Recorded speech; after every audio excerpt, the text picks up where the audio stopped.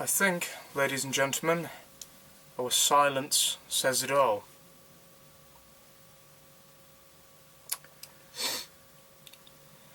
Here's our review of the Doctor Who Series 9 finale, Hell Smelt. Bad. Like this episode.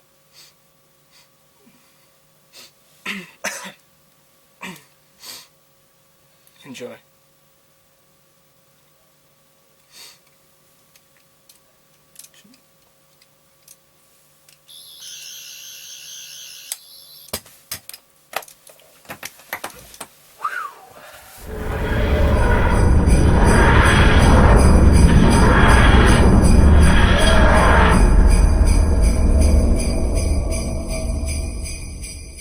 So, ladies and gentlemen, if any of you listening aren't on social networking, Facebook, Twitter, and like to stay away from all that, and that's perfectly fine, a lot of you won't know our reactions to the Series 9 finale, Hellbent. And for those of you who are on our social networking and stuff, you guys will know far too well our first opinions on this episode. And our first opinions are, we hated it. Me, Matthew, Liv, hated it. Yeah, pretty much. That's the best way to put it. We pretty much hated it. Yeah. Apart from a underground group who seemed to actually dislike the episode as much as we did. But Matthew, you seem pretty darn shocked with the positive reaction to this episode. And I mean, as Doctor Who fans, we don't strive to be negative. I mean, I don't want to be negative about this episode. I don't want to dislike it. Yeah. I am not doing this review, with any sort of glee in my voice, ranting about it. I wanted to love this episode and I wanted it to be great, but it just wasn't for me. But Matthew, you seemed pretty shocked about the positive reaction to this episode. I am. I mean, I desperately wanted to like this episode. And, I found myself trying to force myself to like it. But you guys know us far too well by now. When we don't like something, we're honest about it. And I guess if there's one way to describe our channel, it's honest. Yeah. But yeah, I am surprised. And people might take this the wrong way. But as you know, I'm going to say it anyway. I was surprised by the positive reaction to this. Now, opinions are opinions. Nothing wrong with opinions. There's no such thing as a wrong opinion. Everyone's entitled to them. And usually with a Doctor Who episode, I can completely accept why people like it, why people don't like it, and I can have a civilised conversation with people about an episode and accept reasonings for why they might not like it. But this is the first episode since The Wedding of River Song where I found myself being really passionate about it, in the fact that I've been angry at the fact that people... this is harsh, right? But that people seem to be blind by the problems with this episode. I mean, I can accept a few people. I can see this is what you've just said is going to have a backlash in the comments section. So can I. I can imagine. But I'm going to say it because for the first time in a while, people seem to be making excuses for Stephen Moffat. They're filling in the gaps for him. There are so many parts of this episode which were never specified and which we will get to. And people are making... They're making up. They're making up explanations for him, and that it's not up to us as viewers to fill in the gaps. Moffat should be spelling it out for us, or at least hinting at us what's happening. So yeah, to put it short, I'm surprised by how much positivity it's got, because people who are usually critical seem to be loving things that I just cannot see. Yeah. I don't know if it's me. It might be me, but yeah. Yeah, I mean, we all have that movie or that TV episode where when someone says they love that episode, you're like, really?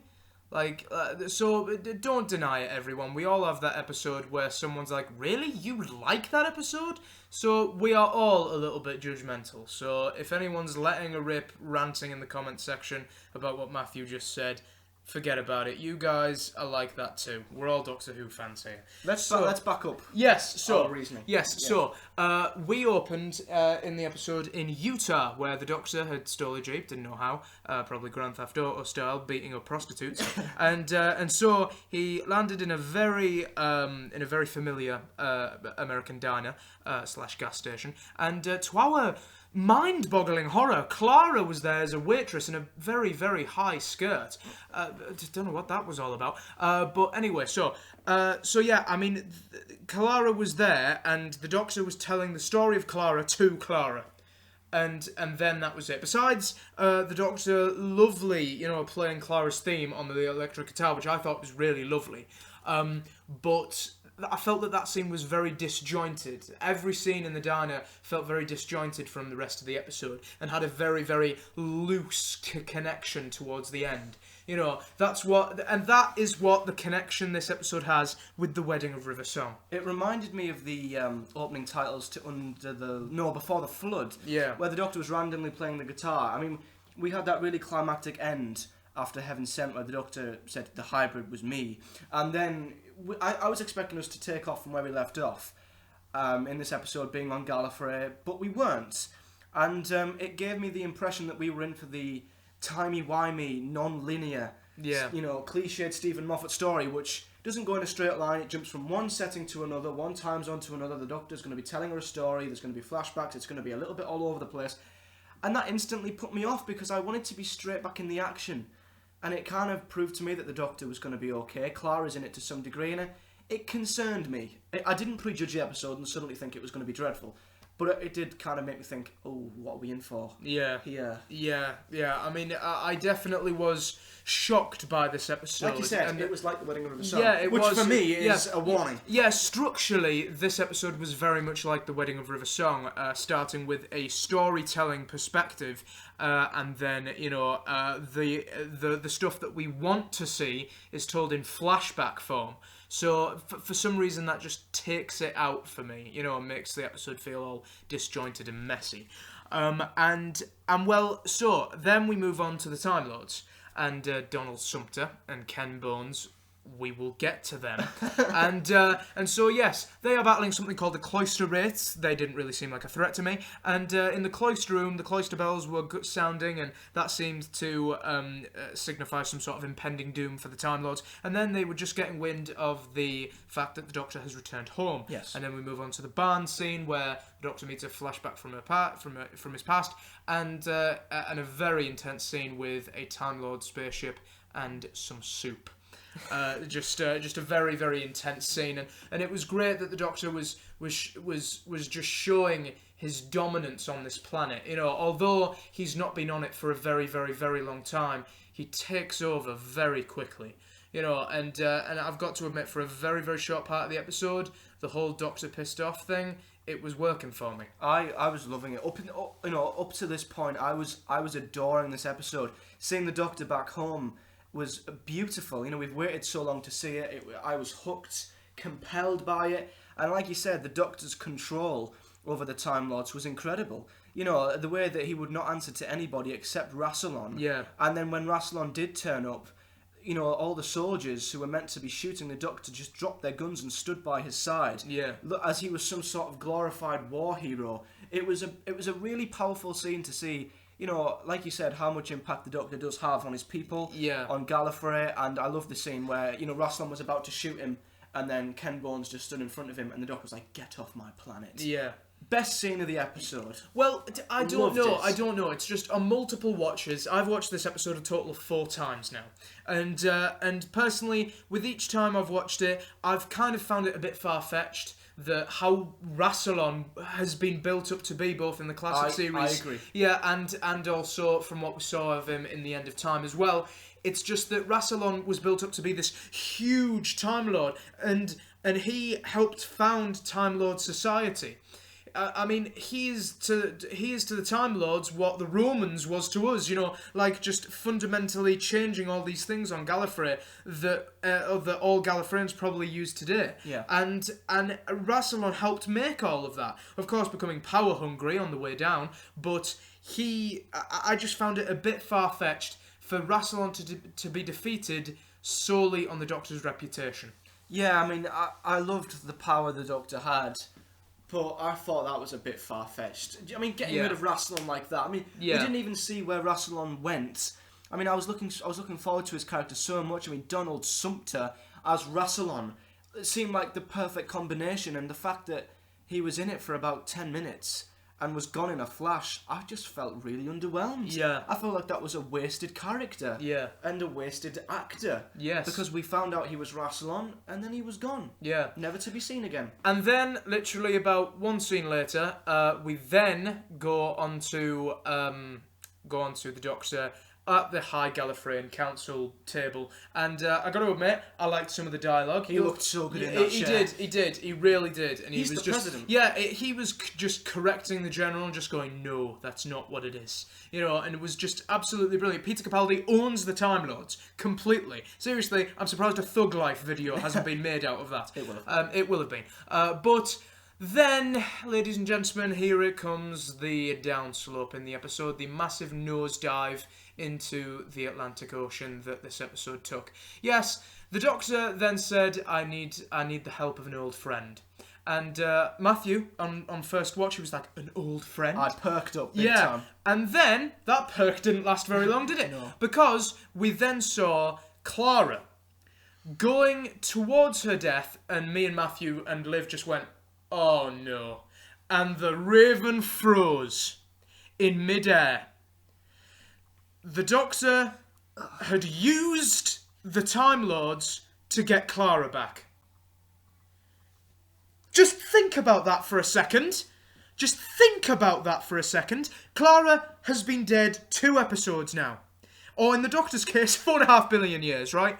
So, I know that Clara is very important to the Doctor. Matthew, please take over because I'm going to burst. Yeah, this... He's actually red in the face. This is when the episode flipped. Completely. And, in the wrong way. This is when, I mean, I was glued to the screen. Completely. 20 minutes in, glued to the screen, couldn't take my eyes off it. I was in a daze. Out-of-body experience. I could not believe what I was witnessing. Then Clara turned up. Out. Yeah. Out completely. Because I adored Face the Raven so much. Favourite episode of the series. I'm going to say that right now. And the ending was my favourite companion departure. I'll probably say that. It's up there. And was. What it still is single-handedly. But now the fact that they have made Clara survive that. I don't care if people say, well, in a few billion years she'll eventually go back to... No. I don't care about that. Narratively, for me personally, the impact, that incredibly emotional impact of Clara's death in Face the Raven has been destroyed. Yep. And this is what annoys me most. We were promised, well, not promised, but we were marketed and promoted an episode that showed the Doctor on Gallifrey facing the Time Lords in a fight to the end of time itself. And we got something completely different. Yes, we got the Doctor trying to save his companion. The Doctor has been around long enough to know the rules by now. I mean, yes, the Doctor's never been the one to face rules in the face. He's always been the one to break them. And yes, that's what we love about the Doctor. But the Doctor has been around for long enough to know by now. He's lost enough companions by now to know that you can't do that. And the fact that the Doctor is oblivious to all laws of time that this show has set up to do, that is set up in the classic series, all of that was set up to do, the Doctor just is oblivious to all of it, just because he wants to save his best friend. And some people might find that, quite, like Clara, but that was the perfect ending in Face the Raven. Clara was dead, and the Doctor couldn't do anything about it. The Doctor was powerless. The Doctor couldn't do anything.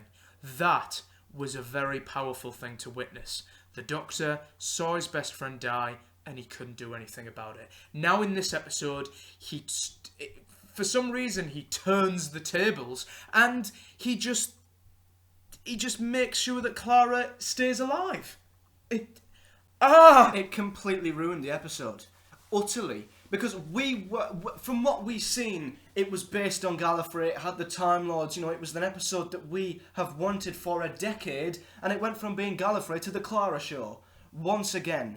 She's like, Clara's had problems throughout her character arc, but I thought the ending for Face the Raven did her justice. We said many moons ago, the only way Clara can have a definite, fundamental end is if she dies. Dead. That's it. Finito. But in this, that was completely thrown out of the window, because I went from loving Clara's end to completely hating it. Why bring her back? Yeah. Why couldn't they have just stuck to what they were promoting?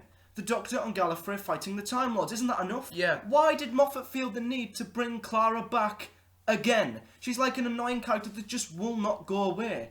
And it ruined it for me completely. That is what annoys me. Are you disappointed? Yes. By the fact that we had an episode that looked incredible from all this promotion and we got something completely the opposite. Yeah. That's a risky move that can either make people pleasantly surprised, or them Clara fans who cried at their death were pleasantly surprised, jumping up and down going, Clara's alive, oh my god. But then there's us who adored Face the Raven who looked at this as to say they have ruined it. Yeah. See, I've just noticed something. What this specific part of the episode was actually written for, right? This episode, in particular, with Clara in, this was written for the people that were pissed off that Clara died that way. But for those people that were satisfied with how she ended and liked how she ended, that pissed those people off. And that's not something you want to go and do. I mean, seriously, you don't want to be doing that. It's like... Why? Why bring Clara? It was unnecessary. And this is, like I was saying earlier on, when I was, I said something a bit controversial, but yeah, I don't get why people can willingly accept that Clara's back. Why?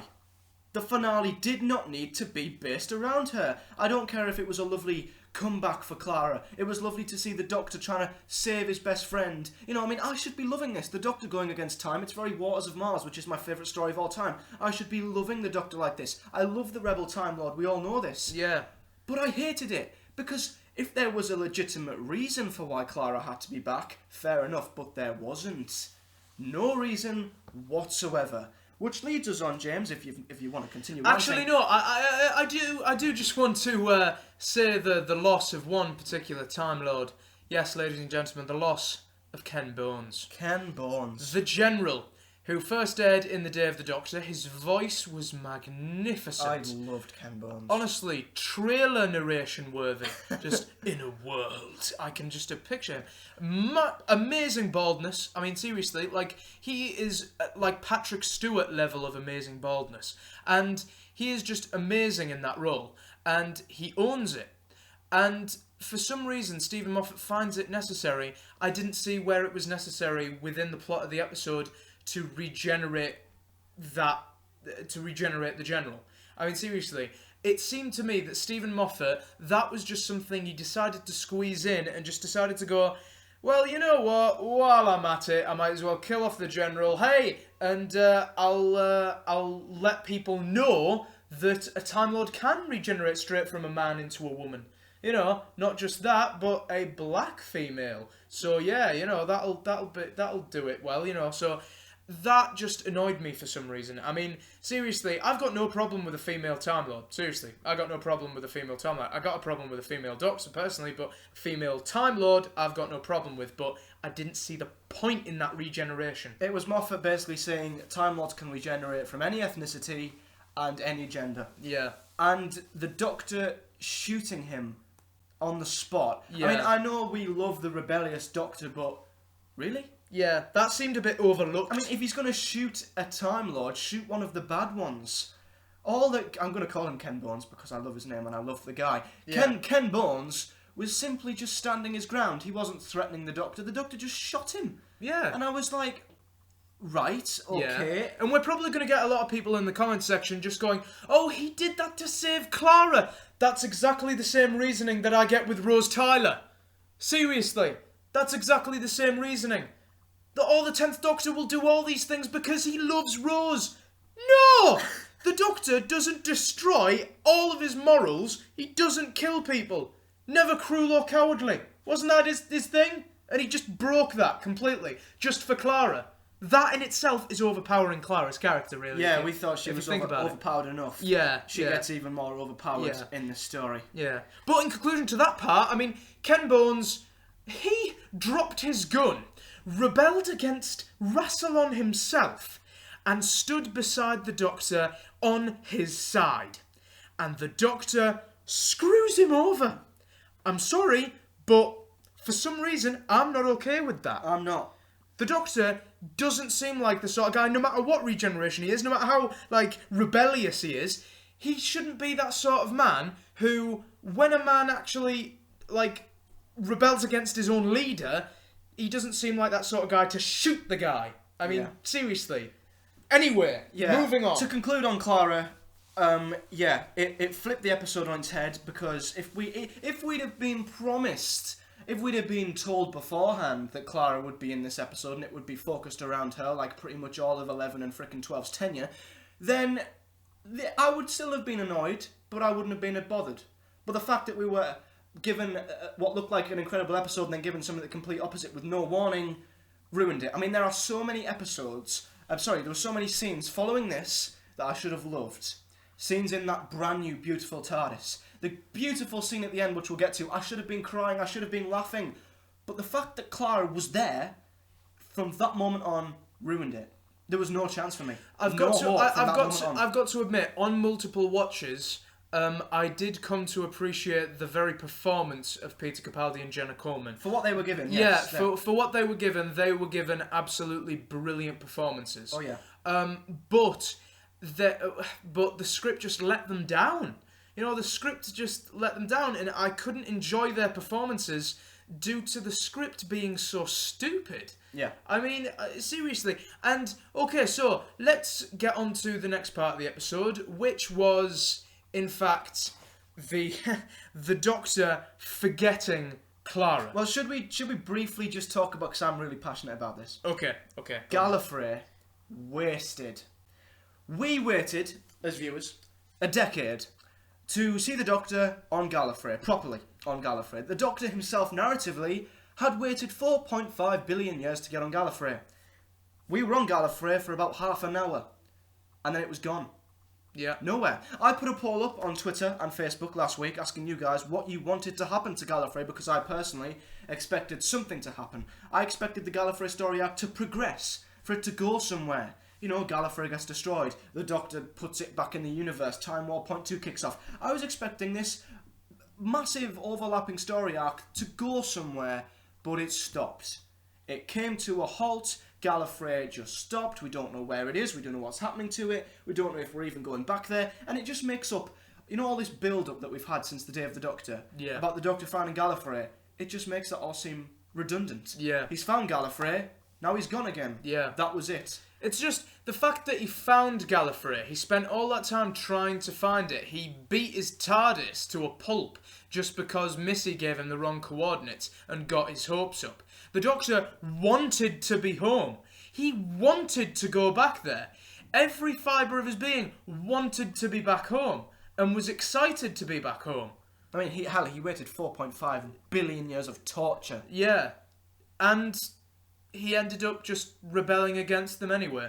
I just thought that I mean, the cliffhanger to Heaven Sent was built up so massively that, and that ended up being the return of Gallifrey, and I just felt like it was wasted. Yeah, utterly, it was completely wasted. It was. I mean, it's such a shame that an episode like this was the one that fell flat. Yeah. I mean, The Wedding of River Song had no massive Doctor Who, you know, things about it, but with this episode, this had freaking Gallifrey. Exactly. And the Time Lords, and they were completely misused. And I just want to mention also, and someone actually pointed this out, I can't remember if it was on the comments of a Facebook video, it might have been a message on the Facebook page, this was a great point. Yeah. Have you noticed, in the Series 5 finale, and in this finale, and was it in the Series 6 finale as well?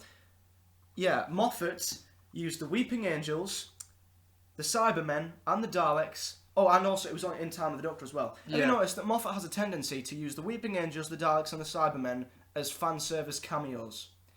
In the Series 5 finale, they were in it for no reason. Fan service. Time of the Doctor, fan service. In this, fan service. Yeah. Again, we were promoted that they'd be in it, and they were hardly in it. I mean, I never thought that they'd be in it that much. I knew that they wouldn't be in it that much. But they had about... I mean, I thought that maybe the Time Lords were keeping them prisoner, but they were in it for a minute. If that. It just, again, harkens back to we were given an episode completely different to what we were promised. Yeah, definitely. And so, let's go on to the thing that this series was building towards. Ladies and gentlemen, the hybrid. Ladies and gentlemen, the Doctor said in Heaven Sent that he knew what the hybrid was and where it was.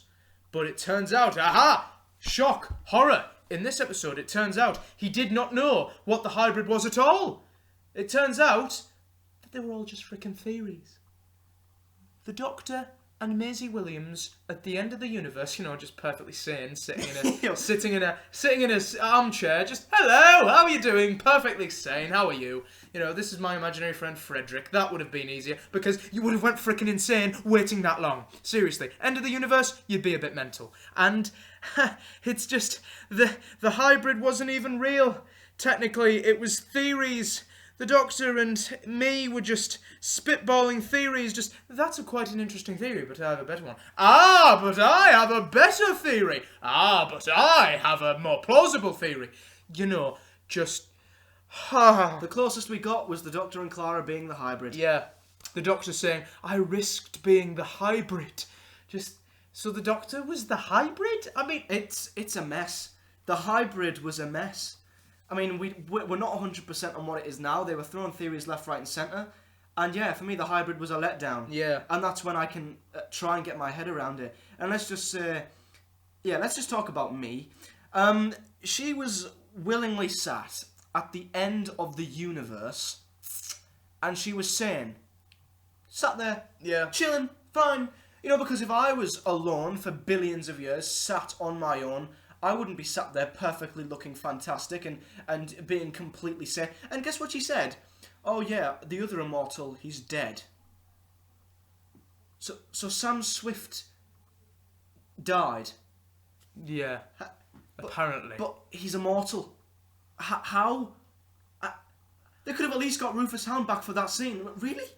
I think that would have really broken Rufus Hound's heart, really. And I think Rufus Hound would be very heartbroken. And what also annoyed me is that we never found out why Ashilda tricked the Doctor and faced the Raven. We never found out why she wanted his confession dial. We never found out why or how she was working with the Time Lords. She went from being this big, horrible villain that the Doctor was really angry about in that incredibly rebellious scene to having no connections to the Time Lords whatsoever and the Doctor and her being pals. Yeah. Come on. It just... Where's the consistency? I mean, seriously... I know Maisie Williams wasn't originally meant to be in Face the Raven, but come on! I mean, seriously, this episode was just filled with not giving the Time Lords justice that it deserved in the God knows, if you combine how long it's been since the classic series as well, God knows how long since Gallifrey was back, not giving the Time Lords justice, giving a huge FU to Clara's demise in Face the Raven, and on top of that, no consistency with the story arc of the series, meaning the hybrid. So, so what else is there to talk about? Finally, let's get on to this. The Doctor forgets about Clara. Okay, rehash of Series 4, fair enough. Okay, so, how did they get away with that? Because Donna wasn't really forgotten. I mean, the Doctor would have went on through time and space, still remembering the adventures that you had with Donna. And it would just be Donna not remembering the great things she did in her life. Heartbreaking. Yeah. Heartbreaking, yes. But Clara, the Doctor is the character that we're going to be following. It's not going to be Clara. It's not suddenly going to become the Clara show. Even though it has been. Even though it freaking has been, right? They went off in two separate directions at the end of the episode. We hope. Yes, we hope they went in separate directions. And hopefully, it's that beautiful bugger in the police box with a brand new spanking sonic screwdriver. That's hopefully the guy that we're going to be following, right? So, with the Doctor completely forgetting about Clara, that side of it is not just an FU to Clara's demise, it is also a huge... Oh, fuck it. It's a huge fuck you. It's a huge fuck you to Clara's tenure as a companion. And on top of that, Clara and me... They ran away in possibly the worst CGI diner in human history. I mean, for starters, what are the chances? What are the chances of another chameleon circuit to another TARDIS being broken? What are the chances of that? So it gets stuck in the form of an American diner. They're off for adventures. Clara did die, technically. Also, how the hell do either of them know how to fly a TARDIS, just saying? Yeah. I mean, yeah, Clara's, in that respect, Clara's been inside the Doctor's head and that, so she knows how to fly a TARDIS. But Okay. Clara has been overpowered a lot in her tenure. And we'll be talking more about this in Clara's top 10 moments, probably. Can't wait. So, I mean, Stephen Moffat found it necessary to... oh God, I need a rest. Decided to make it necessary to overpower her just one last time. Basically, the fact that he's made the Doctor forget Clara, for me, is one of the most ridiculous and stupid plot twists we've ever had. I mean, we were supposed to find that emotional.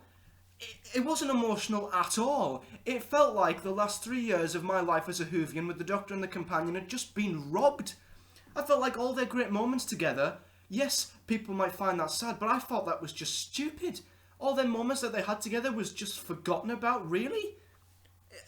Does he find that a better departure than Face the Raven? Couldn't the Doctor have lived on and fought in Clara's memory?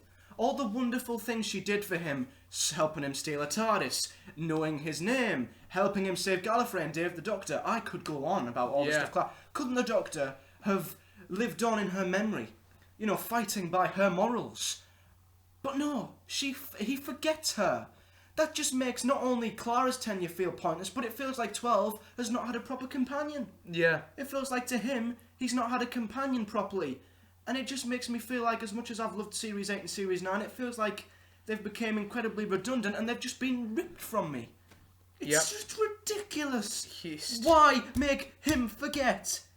Why is that necessary? Why couldn't she have just died, Moffat? Why can't you just kill off a companion? It seems like an it seems like an impulse now. Oh my God. It seems like an impulse now with Stephen Moffat that he just automatically brings back a companion. Or if a character shows remotely any interest with fans, he just has to bring them back. And now, I don't want to compare him to Russell T Davies too much, because I did that in the very beginning, compared him to Russell T Davies a lot. And yes, Russell T Davies, I admit it, yes, guilty. He had his flaws with his respective series. You know, there was a lot of cop outs to his series as well. Yeah. With Russell, he wasn't perfect, but he understood the importance of killing off a character, making that character missed. Making that character loved even more just by their demise.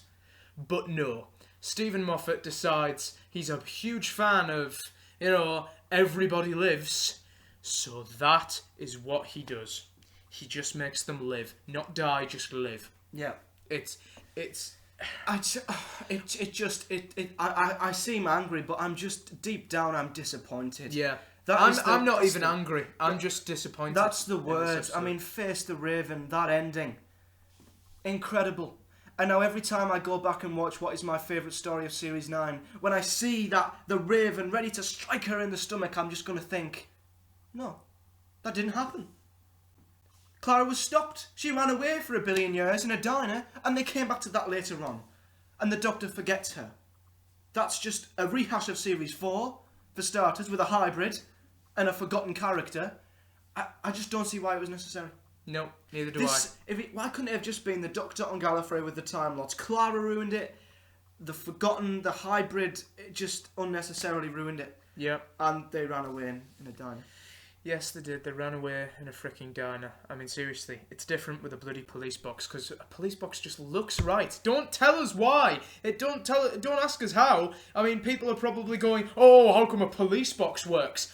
I don't know why the hell a police box works. It just bloody does. It just looks beautiful spinning around in its... Maybe it's the dimensions, the rectangle thing, I don't know. It just looks beautiful spinning around in time and space. But a freaking thing that's practically a building just going around in time and space, that just looks stupid. So, Matthew, new sonic screwdriver. Great. Yeah. First watch, I didn't care because I was too angry, but yeah. Great new sonic screwdriver. Can't wait to buy that. Neither can I. No. But now, James, when we rewatch Series 7 Part 2, Series 8 and Series 9, when we see the Doctor and Clara together, we're just going to constantly think, oh, the Doctor forgot about that. He forgot about that. He forgot about that. It might as well be a reboot. Yeah. Seriously. No. Just so people know that we are aware of this. The Doctor did say in the diner that he remembers that there was a mummy on the Orient Express. He remembers that there was an ice warrior in a submarine. He remembers all the adventures. He just doesn't remember that Clara was there beside him. Yeah. He just doesn't remember any of that. He remembers he saved Gallifrey. He just doesn't know how he did it, or why he did it, or who convinced him to do it. So all those adventures still happened. He still remembers them, clear as a bell. But when he looks to his left, there's nothing there. Like there's just like a blur. There's one positive that comes from this, which you pointed out, is that we've been complaining about Clara being overpowered.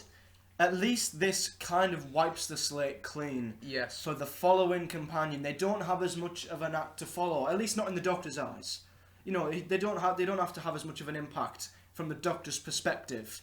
So the new companion, it's like a fresh start, I guess. Yeah. I just feel like that it was unnecessary that Moffat took this episode in that direction. Yeah. That's what I think. Yep. Ugh. Well then, ladies and gentlemen, I think it's conclusion time, everyone. And Matthew, I think you should go for your long-ass one. Should I? Because it's your turn to go first. Matthew, let her rip. Seriously. Just, get the long one out of the way. Right. Enjoy. Hellbent was an utter mess of a story that gave us something completely different from what we expected. The story, being based around Clara instead of Gallifrey, instantly took me out of the story and destroyed any moments that I should have loved. It brought the Gallifrey story arc to a screeching halt and left me completely underwhelmed. Thankfully, the first 20 minutes were incredible. The Doctor being on Gallifrey was amazing and his dynamic with the Time Lords gave me shivers. But once Clara was saved, the story diverted into something I hated. Gallifrey as a setting was completely wasted. We waited 10 years to get there and we were completely let down. The Time Lords were great in the 10 minutes of screen time that they had, but also went to waste in this. Ishilda's involvement was forced and pointless, and the revelation of the hybrid left me really annoyed. Also, why the hell were the Sisterhood of Khan there? And how did they get to Gallifrey? Just saying. Finally, the Doctor forgetting Clara was possibly the worst plot twist since the Doctor getting married in The Wedding of River Song. It made the last 3 years of my life as a Whovian feel a little bit pointless and robbed. It killed the impact from Face the Raven and brought Clara's character to a messy and disastrous end. To top off this utterly ridiculous story, Clara flew away with Ishilda in a diner that made the Cybermen from Death and Heaven look astonishing. Overall, Hellbent was great for 20 minutes and utter terrible for the final 40. It left me angered, frustrated and mostly incredibly disappointed. To sum up this story, I'm going to use 3 words. 3 words that seem to have blinded the fandom from the flaws in this episode. Hype, nostalgia and fan service. Due to the first third, I am going to give this a respective 4 out of 10, and I end this conclusion by saying, rest in peace, Ken Bones. Wow. Well, you end it with Ken Bones. You know what? I gotta say, I haven't been as generous. So I was not expecting that. Nope. Really? Wow. The episode went well for the first 20 minutes, but the second that Raven froze, the episode took an unexpected detour in all the wrong directions. The plot became all about Clara when the Doctor's home planet, which he moaned about being gone for 8 years and tried to find it for another 2, was back. Although the visuals of Gallifrey were amazing and it was great seeing the classic style TARDIS, the episode seemed to have a structure that resembled The Wedding of River Song, enough said, with a disjointed storytelling narrative. The Doctor, forgetting Clara, felt like a huge fuck you to Jenna Coleman's tenure as a companion and fucked up her goodbye as Stephen Moffat wanted to overpower her character just one last time by giving her a frickin' TARDIS in the shape of an American diner. To finish off, Moffat most likely assumed he'd written a terrible episode, so he decided to squeeze the sonic screwdriver at the last minute, but I like the new design all the same. He had a winning finale set up, but thought it was better to screw it up, the whole thing up entirely. 2 out of 10. Wow! 2. Wow! Okay then. I thought a 4 was pretty low, if I'm honest. I think this the first 20 minutes of Gallifrey, the Time Lords, them 20 minutes on their own, I think, deserved a 4. Maybe I'm being generous for once. Even those 20 minutes were the Time Lords setting up what was to eventually become a cop-out storyline. Yeah. Wow, a 2. I am surprised. Worse than Sleep No More? Worse than Sleep No More. Wow. I would happily sit back and watch Sleep No More again. Right then. I would happily sit back and watch Sleep No More, The Girl Who Died, and The Wedding of River Song. Well then, guys, that's our ratings, conclusions, and thoughts on Hellbent. Please put a big long conclusion of yours in the comments below and your ratings, and if you agree or disagree. Wow, a 2 out of 10. I'm surprised. I'm really surprised at that. Yep, well, Stephen Moffat, well done. Seriously, I give you my biggest sarcastic clap. Well, James, I guess there is one positive. It can only get better with the husbands of... Forget it.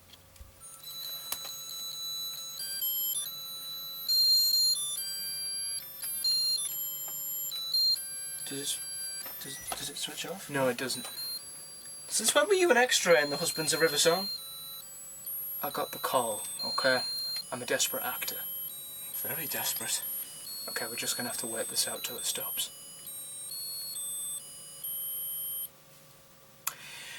Right then, ladies and gentlemen, I had to shine some sort of positivity on the review, didn't I? Especially at the end, you know, because of all the ranting that we've probably done. Yeah. Please like this video if you've enjoyed us reviewing Hellbent. Probably haven't. Subscribe to our channel if, you know, our ranting hasn't put you off. And comment below your thoughts on Hellbent, which seems to have split the fandom. And we'll see you on our next video, which will be this Friday, which will be a tribute video to Clara Oswald, which I was looking forward to on Friday, and I'm not now. No. Let's just say that none of the moments from Hellbent will make it into her top 10. Just to be clear, that will be our top 10. It won't be a specific public vote, No. I'm afraid. No. It'll be our top 10, I'm sorry. We're greedy like that.